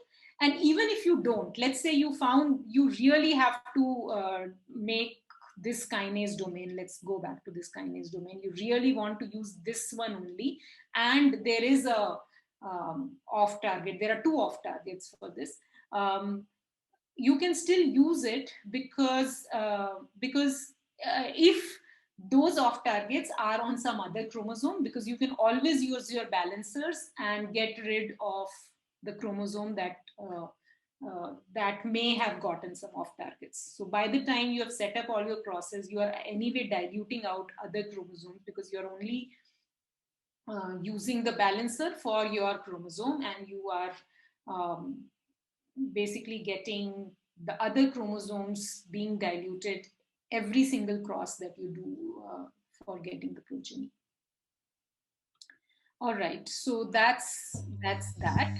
I just have one quick question. Yeah. So suppose, how do we decide that we want to remove this kinase domain? Do we have any tool which will predict the protein function? Matlab, how will protein function if we remove kinase domain, or how will protein function if we do not remove exon 9 and 10 by simply cutting that part? Yeah. So you will have to basically find these out by other methods like bioinformatics, or if there is some information available from other systems. Let's say humans also have this particular gene in which the kinase domain has been figured out. So this particular case, for example, we know it because of not just bioinformatics, but also this particular gene, which is a kinase, is very well characterized in humans, and that's why we know. So we may not know this for all the genes that you are working with, but if you know, and if there is a possibility to do this, this can be an option. Okay, ma'am. Yeah. All right. So going back to this slide. Yeah, okay. So how do you, so once you have made the guide RNA, let's see, so how do you go after that? So what you can do is you can have Cas9 plasmid and guide RNA plasmid, and you can basically inject them just the way we have done the embryonic injections. And what would happen is that the Cas9 protein will be expressed, guide RNA will be generated. So they are both plasmids, remember? So then what you will have is a fly in the end, which will be mosaic, because it does take time for this to happen. So from Cas9 plasmid to Cas9 RNA to Cas9 protein, folded properly, guide RNA generated. So it will take time, which would mean that not all cell will have access to these two, and not all cells will have the mutation. And also, after this mutation has happened, after they have functioned, because they are not coming from genetically from this organism, they will also degrade, right? The plasmids will degrade, the protein will degrade, RNA will degrade at some point. So you will have very less number of cells that are going to have the mutation. And so you will have to screen them, and screening can be by different methods, which can be, there are surveyor assays, sequencing, PCR, restriction digestion. So there are several things. It basically depends on how this experiment was planned. So to make it a little bit more efficient, there are these flies which are Cas9 flies.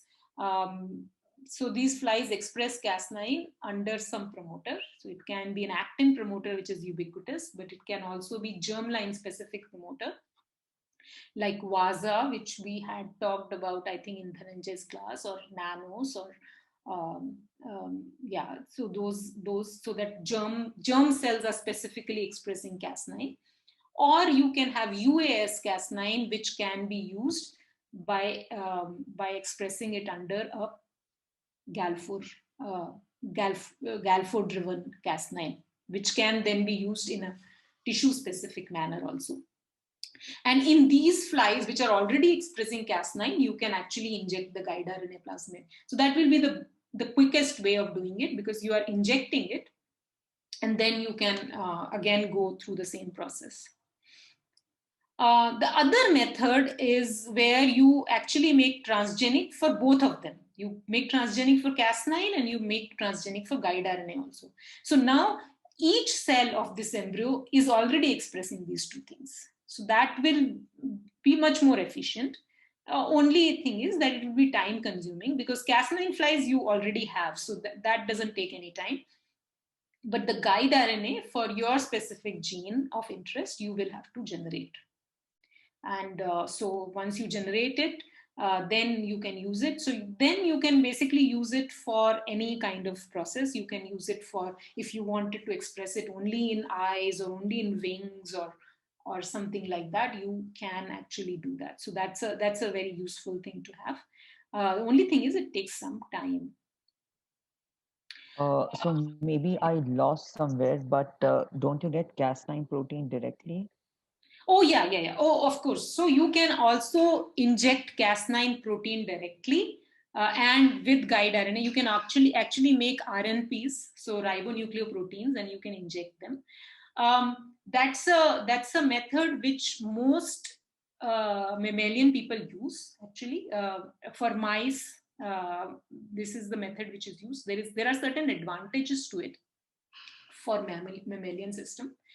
The advantage is that you have less off-target effects, and mammalian people have to really worry about off-target effects. I was helping somebody make some guide RNA, design some guide RNA, and I realized how difficult it is, just because every guide RNA we were trying to design has some 100 off-targets or something, which is not a problem in flies. But yes, RNPs can be used in flies. People have used it. It's just not used very commonly, simply because of the expense. So most fly biologists are very happy spending as less money as possible on these things. So generating or buying protein is expensive, and then maintaining it, keeping it is even more expensive. While generating these transgenics and then playing around with just the plasmids is easy. We don't have to worry so much about off-target effects, as I already told you. So yeah, I mean, that can be done, of course, but I mean, you will not find more than, I would say, one, but maybe two papers on using protein. People don't use it very often in flies. So the other thing is you can actually integrate things using CRISPR. So this is something which was possible to do before also by homologous recombination. So the way homologous recombination worked is exactly like this, where you have a construct that you want to insert, and in this construct you integrate some of the homology arms of the region where you want to integrate it, and then if you injected this and somehow so the original homologous recombination papers, the only thing you had to make sure is that it's not present as a plasmid, so it should be linearized. And so people genetically linearize this by also introducing an enzyme called ISKI1 and then having ISKI1 sites here. So you could basically, my mouse is not moving very well. So what you could do basically is within the fly, you could basically use this enzyme to linearize it, and this being linear, it will go and find its partner for homologous recombination.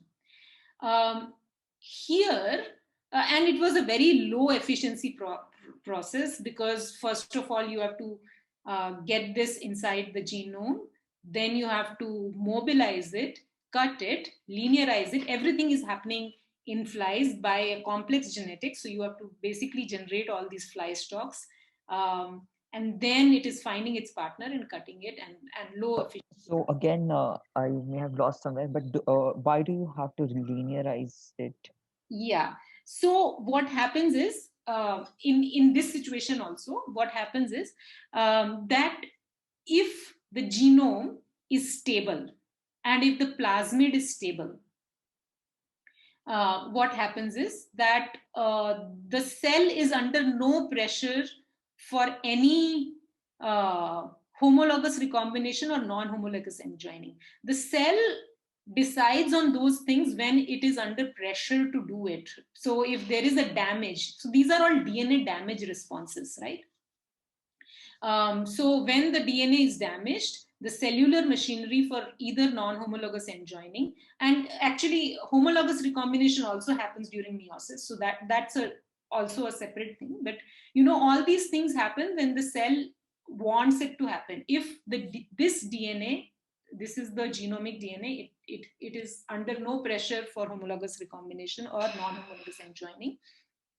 And this plasmid, if it is under no pressure to do it, no proteins for the DNA damage response are going to be activated, and this may happen. I'm not saying, but it will be very low efficiency. To increase the efficiency, what one can do is to induce the cell for such responses, and CRISPR does just that.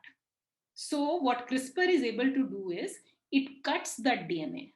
If it cuts this genomic DNA, it is now ready or accessible or for some response. And in this case, because you already have this plasmid around, it is going to find its homologue and is going to lead to homology directed repair. So the repair pathway will function only when there is a need for repair for the cell. The same thing, the traditional homologous recombination. Now, in traditional homologous recombination, since you did not have the access or possibility to induce a damage here for the repair to happen, you could induce it here. And now that it is linearized, it's actually more prone for it to recombine. So if you don't linearize it, would you get less recombinants, or like what would happen? Yeah. So if you don't linearize it, so even this one actually with CRISPR, if you cut here and if you can somehow cut here also, the efficiency is much higher. But if you cut here and you don't cut here, it's lower, but it's still okay. If you don't cut anywhere, it's even lower. So you are basically trying to increase the efficiency somehow, and linearization helps. Okay, so like, have you tried doing with a complete plasmid, and what are its efficiency rates and so on? Do you have such data? No, I don't have any such data because the only thing I know is that if I cut it here, so if I cut it here and don't cut it here, it's lower. If I cut both the places, it's higher. And if I only cut it here and don't cut it here, it's even lower. But I have not tried cutting nowhere. I think there are papers describing this kind of thing, but I will have to check them. Is it always done on a piggyback background?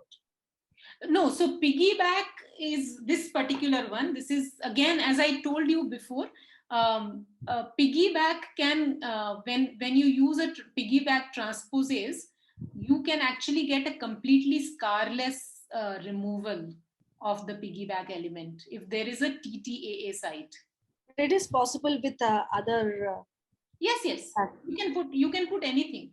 The only thing is piggyback helps for scarless removal. Otherwise, you can put anything. Oh. Yeah.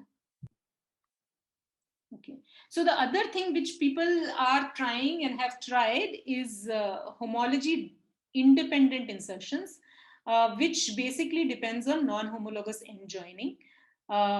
So the idea is this, that here, once you have created a double-stranded break,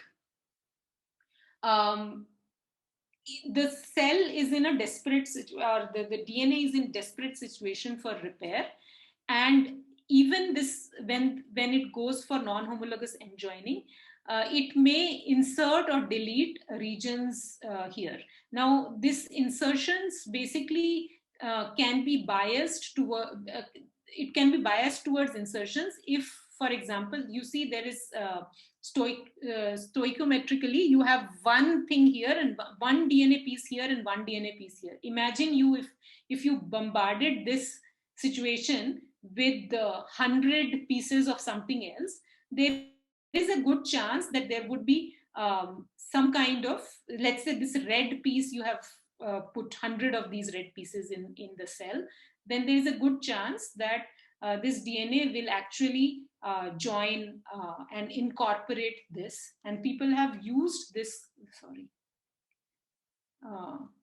used this in this system called Crispr, where what you do is you provide the cell with a linear DNA. So here linear DNA is important because the cell, once you have the DNA being cut into two pieces, it's basically open to let any piece of DNA to join.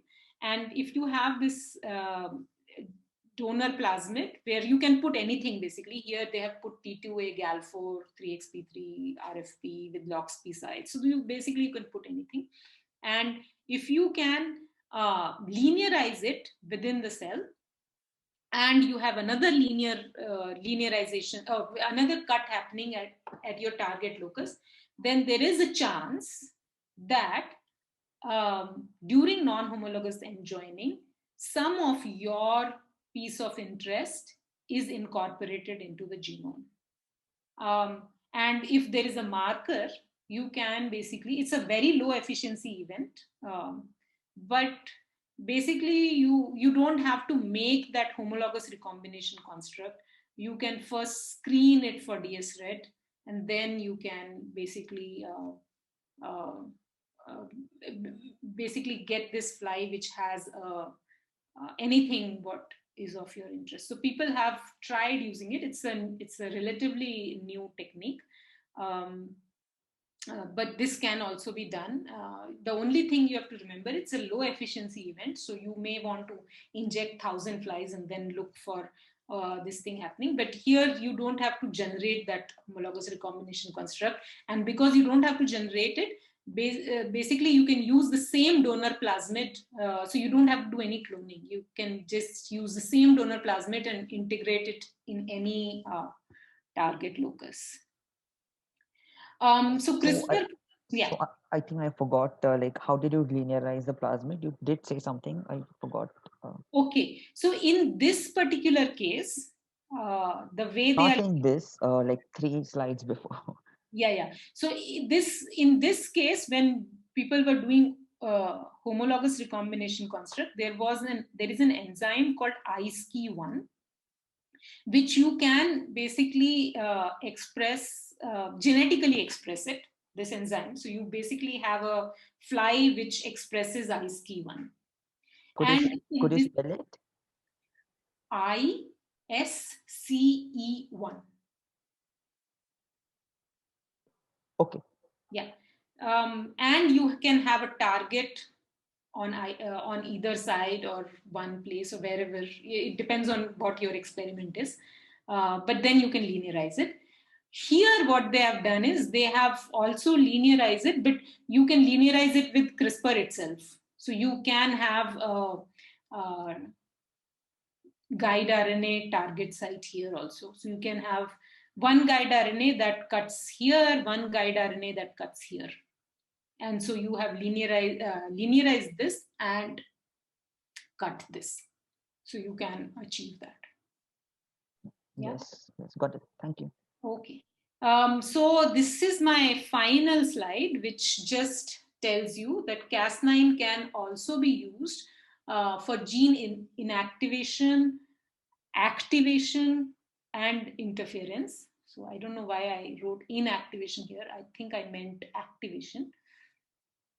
So the way you do it is that you take a Cas9, and this is a mutant Cas9, which basically does recognize the genomic sequence that through its guide RNA combination, but it does not cut it. So the endonuclease function of Cas9 is removed, but the postman function is still working.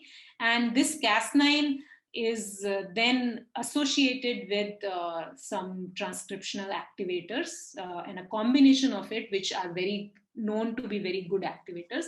So once this Cas9 actually goes and sits in a promoter region of a gene of interest, it will, irrespective of whether it is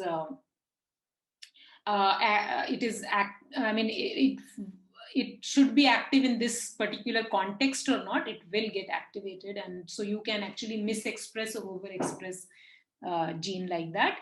And you can do something similar by CRISPR interference by using a transcription inactivator. So then your guide RNA or Cas9 can actually sit there and interfere with the genomic transcription. So that is something which can be achieved. One thing very important is that many of these Cas9 flies, not just Cas9 flies actually, the guide RNA flies. So there are labs who have actually generated a large resource of this, which are now available in Bloomington and VDRC and so on. So they can be actually obtained from there, and some of them are very specific for CRISPR-A, CRISPR-I kind of work, because so it depends, right, where you have, what is your target, so that if the target is in ORF, that cannot be used for activation. You need the target of Cas9 to be in the promoter region to be able to do that, and so on. So interference, perhaps you can do it close to the gene also, because the idea is if it is sitting right where the transcription machinery should be sitting, then it will basically compete, at least, if not interfere.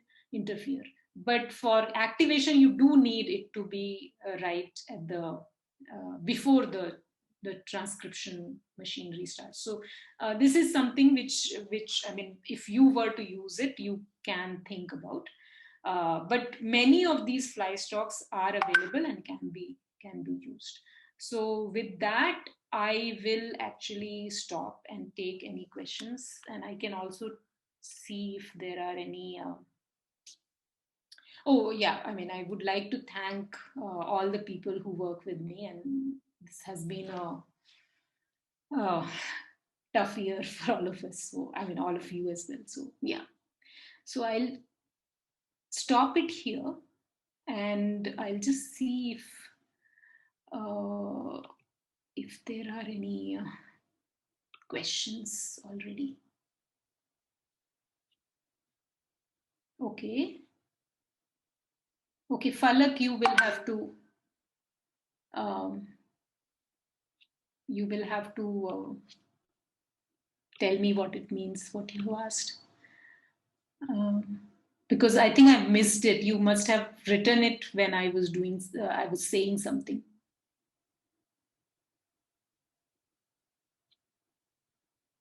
Okay, Dinesh?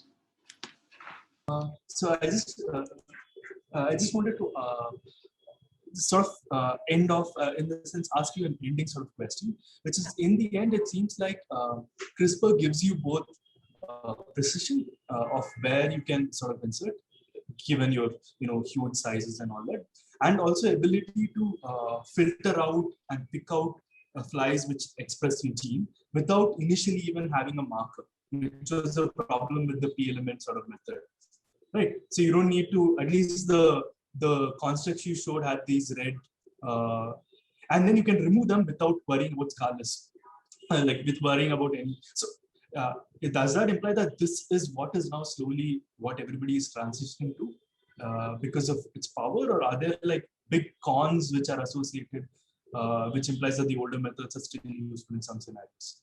Okay, Okay. So so the beauty of fly genetics is that older methods or newer methods or whatever, everything is generated in large scale, right? So we have hundreds of thousands of those older things, right? We have p elements that are already inserted. We have gal4 lines which are inserted in many of them. We have rnai lines which are in every single gene. We have all different kinds of these minios lines, mimic lines, MIET1 lines. These are all good. I mean, they serve their purpose. If you want mutation in a gene, you will probably, I mean, barring a few genes, you will find several options to study that gene, because the mutation is available of some form or the other, right? So those are good. You can use them. But you are right. If you want to generate something from scratch, I think people have now completely moved towards CRISPR-Cas9 just because of the ease of doing it. But people still are and should be using the flies that are already available, because they are good. I mean, there's nothing, no, I mean, if there is a mutation that removes 2 kilobases of a gene which already exists, CRISPR will also achieve the same. You know, you will get it, the same thing. It's just that now it does not make sense to make it randomly and then figure out where it has landed. But you can actually now, if you want to generate something from scratch, CRISPR will be the best way to do it. I see. Makes sense. Yeah. Anybody else?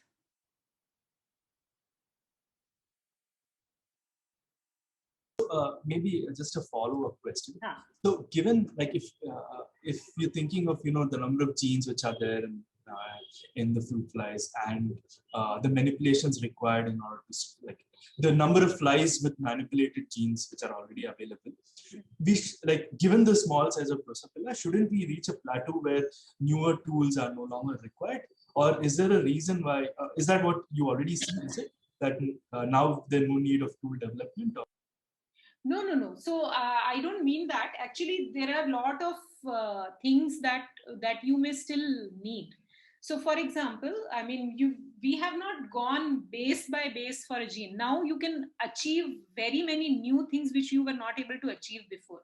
So, for example, I was just telling you that if you want to mutate, for example, let's say the PIP kinase that we were just looking at, there was a kinase domain, there was a, there were several domains. You can actually switch the domain, just one exon from, let's say, human, and put it there and see whether just that domain, whether the human domain can function there. The other thing is, which we are actually now trying, is can you switch its function? So it is a PIP4 kinase. Can you make it PIP5 kinase just by changing one base? So now we can ask very very specific questions using these kind of tools. So I mean, now we are not only stuck with just inserting something, big chunks of DNA, gal4s, and then trying to figure this out. We are in a position where we can take the entire fly gene very precisely and replace it with different organisms and do evolutionary studies, for example, that at what stage did we lose this function, or I don't know. I mean, there are questions which can be asked very specifically, which were impossible to ask before. I see. Yeah.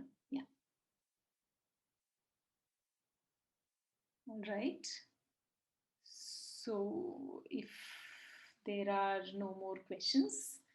Maybe one last question. Yes. The split gal4 line you were talking about, is a very nice way of trying to isolate individual neurons or close to individual neurons, handful neurons. Are there like other ways in which, I mean, if you, let's say, just tag a mechanosensor, you will have all the mechanosensors coming in.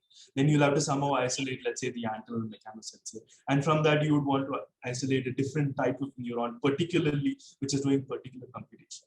So a split GAL4 have the problem of just using 2 enhancers, right? Are there other ways of, improving this so that you can start getting neuronal level specificity, which can then, Yeah, I would suggest that you ask this question to Sonia, because I think she's trying to do it. Oh, that's good. Okay, I'll do that. Yeah. So we are. I want her to talk about it. So she is trying to make this kind of construct where she would be stochastically be able to manipulate one neuron at a time. I will not say more than this. You can ask her. Sounds good. Yeah. All right. Thank you very much. It was good. We had good discussion.